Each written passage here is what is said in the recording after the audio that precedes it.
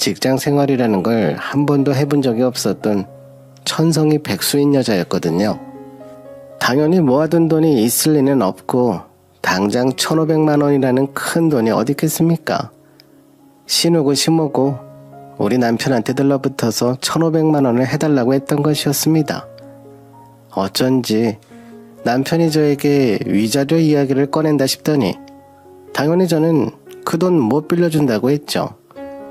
신우가 당장 취직을 할 것도 아니고 돈을 어떻게 갖겠냐고. 우리한테 1,500만 원 큰 돈이라고요. 화끈하게 질긴 사람이 내야지 그걸 왜 우리가 내냐고 단칼에 꿈 깨라고 말했죠. 우리 부부가 언제 어떻게 쓰일지 몰라서 무조건 달에 얼마씩 따박따박 모아두는 적금이 하나 있는데 그걸 깨서 주면 되지 않냐고 말하는 남편에게 제대로 으름장을 놨습니다. 뭘 깬다고? 너를 깨줄까? 당신 그 돈 신우한테 주면 나랑은 정말 끝이야. 너는 무슨 그런 소리를 아무렇지도 않게 하냐? 이래서 형제자매 없이 자란 애들은 모르는 거야. 형제간의 끈끈한 정을. 너무 매몰차다. 그래, 나 오늘부터 내 신조가 매몰차게 살자로 해놓을 거다. 매몰찬 거랑 우리 통장에 구멍이 뚫리는 건 다른 거지. 신우가 그 돈을 어떻게 갚을 건데? 돈 벌 계획도 없잖아. 가족이라는 울타리 안에 있는 사이에 돈돈거리고 싶냐? 내 핏줄이 돈이 필요하다는데 찬물 더운 물 가리고 있을 때가 아니지. 그러면서 저한테 제가 버는 돈으로 모은 것도 아니고 본인 돈으로 짬짬이 모은 돈이니까 신경 쓰지 말라고 자기 마음대로 쓸 자격이 있다고 하는 게 아니겠습니까? 저는 당연히 말뿐이라 생각했는데 정말로 그 통장을 깨서 신우에게 1,500만 원을 건넸더라고요. 그때 저는 절실하게 깨닫게 되었습니다. 아, 이 남자는 내 편을 들어줄 생각이 없구나. 내가 평생 이 꼴을 보면서 살아야 하는구나. 그때 이혼을 처음으로 결심하게 된 계기가 되기도 했습니다.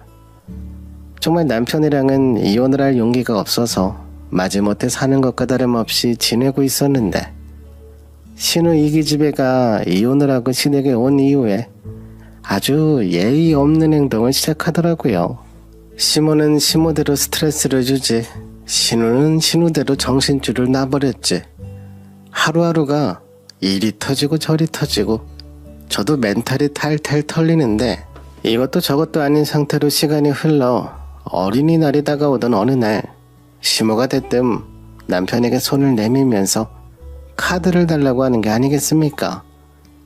시조카들에게 어린이날 선물을 사주고 싶은데 본인이 당장 현금이 없으니까 남편에게 신용카드를 빌려달라고 하시더라고요.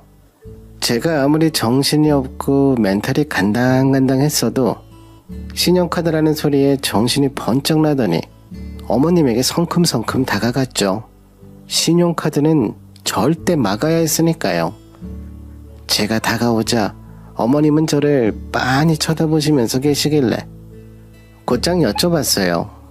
어머님, 시조카들 아직 어린데 선물을 어떤 걸 사주시려고 남편에게 신용카드를 달라고 하시는 거예요? 네가 애가 없어서 아직 모르지? 요즘 장난감이 무슨 한 푼 두 푼으로 살 수 있을 줄 알아? 기본 10만 원은 물론이고 좀 괜찮은 것들은 20만 원, 30만 원도 한다. 그렇게 비싼 물건 사줘봐야 아직 어려서 얼마 가지고 놀지도 못할 텐데 그냥 적당한 거 사주는 게 좋지 않겠어요? 그러니 옆에서 듣고 있던 남편이 갑자기 버럭하는 게 아니겠습니까? 내가 내 조카들한테 이 정도도 못해? 지 아빠랑 떨어져서 살고 처음 만나는 어린이날인데 내가 삼촌이 되어서 큰 거 하나 해줘야지. 듣자마자 크게 한번 뒤집으려다가 일단 어머님도 계시니 잠적고 있었죠. 한편으로는 남편이 저렇게 버럭하는 게 신우도 이혼을 했고 화끈하게 지낸 엄마를 만난 애들이 무슨 죄가 있겠나 싶더라고요. 아무것도 모르는 애들이잖아요. 어차피 어린이날이기도 하고 저도 이래저래 돈을 벌고 있기도 하니까 저도 시조카들에게 선물 하나 사줘도 나쁘지 않겠다 싶은 생각이 들었습니다. 그래서 어머님께 신용카드 드리는 남편을 말리지 않았어요. 근데 저희 남편이 시모에게 카드를 헷갈려서 준 건지 뭔지 제가 착한 마음을 품어서 하늘이 도우셨나봐요. 그날 갑자기 저희 생활비 카드 결제 승인 문자가 도착을 하더라고요.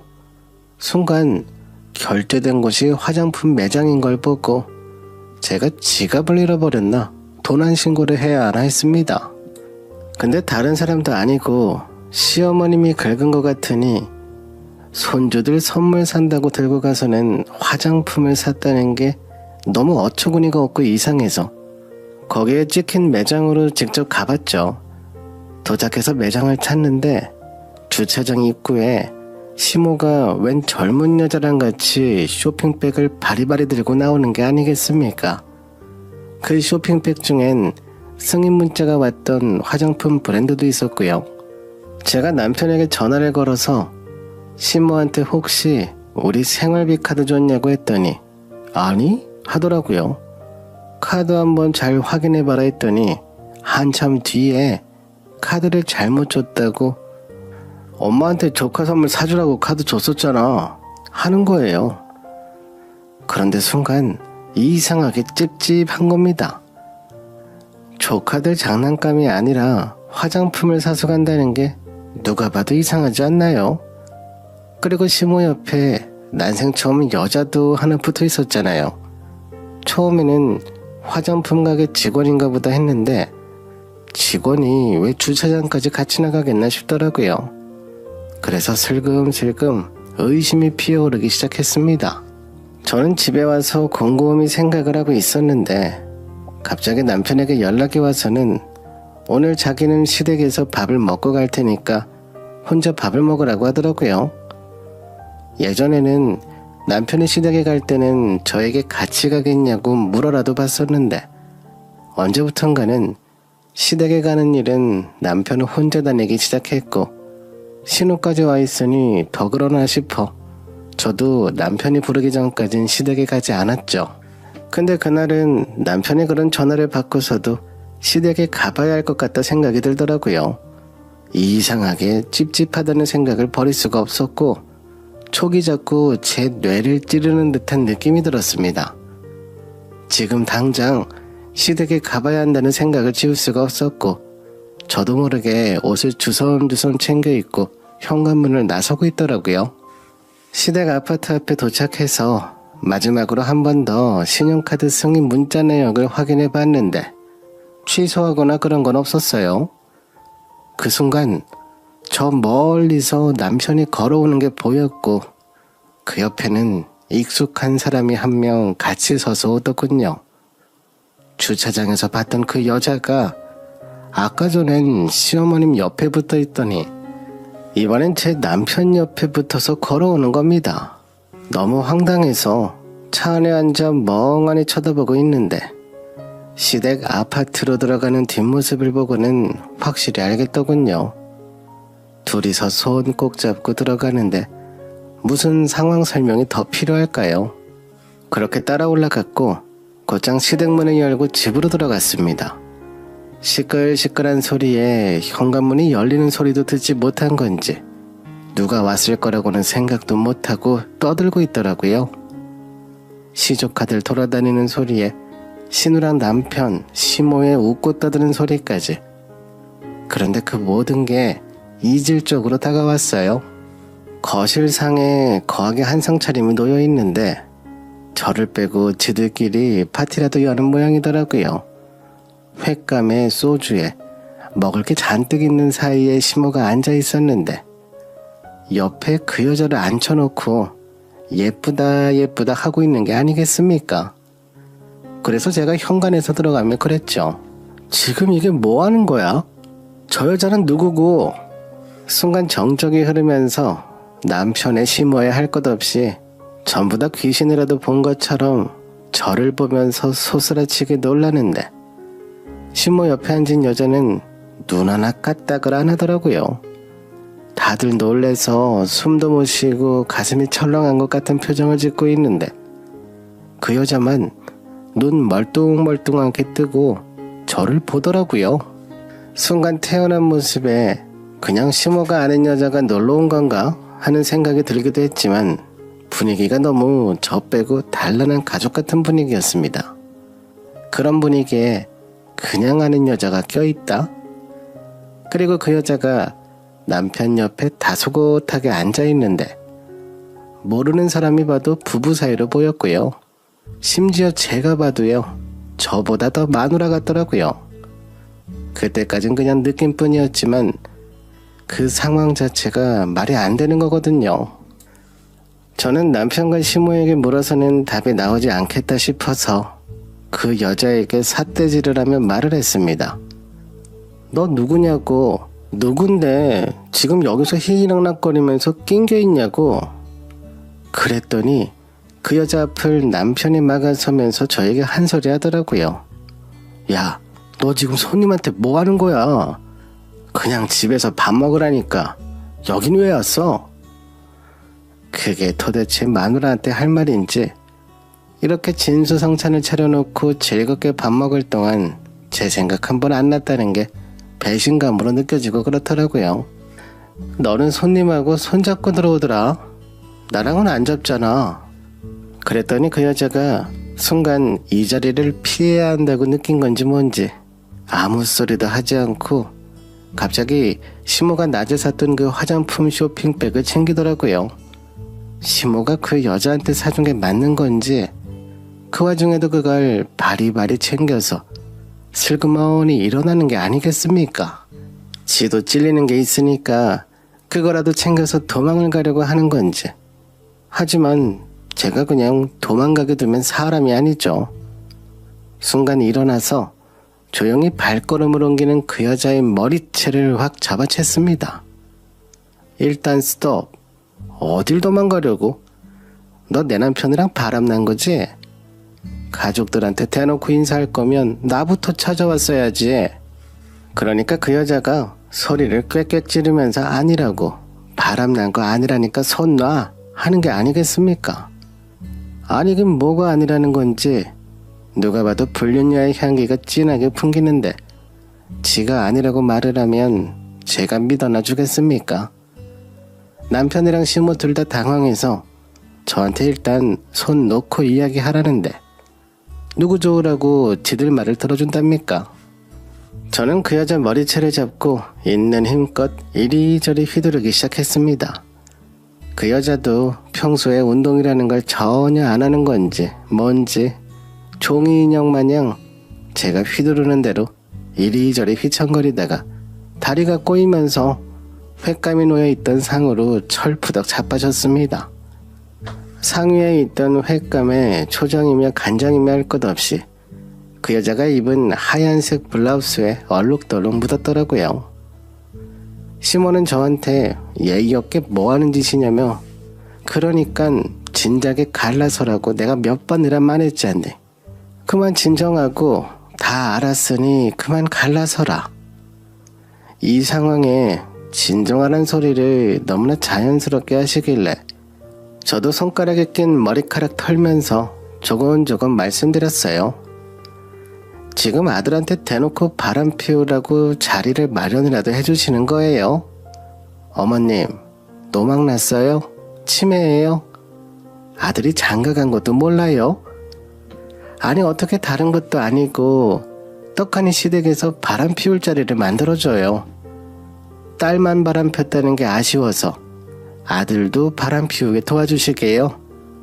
병원 가서 검사라도 해보셔야겠네. 야, 너 지금 우리 엄마한테 뭐라고 그랬어? 노망? 남편이 뻔뻔하게 말을 하는데 진짜 너무너무 열이 받아서 남편 머리통을 빡소리 나게 한 데 갈겼습니다. 남편은 얻어맞아 황당한 얼굴로 저를 쳐다봤고 시모는 개거품을 물면서 지금 귀한 우리 아들한테 손 찍어만 거냐고 소리를 지르더라고요. 이 와중에도 귀한 아들 타령하는 시모를 보고 어이가 없어가지고 저는 단전에서부터 호흡을 끌어올려 시모보다 훨씬 더 큰 소리로 내질렀습니다. 귀하긴 뭐가 귀해? 지금 뻔뻔하게 온 가족이 불륜행위에 동참해놓고 뭐가 어쩌고 저째? 그래, 집안 내력 무시 못하지. 그러니까 신우도 바람펴서 이혼당하고 쫓겨난 거 아냐? 니네 아주 내가 제대로 위자료 청구할 테니까 그런 줄 알아?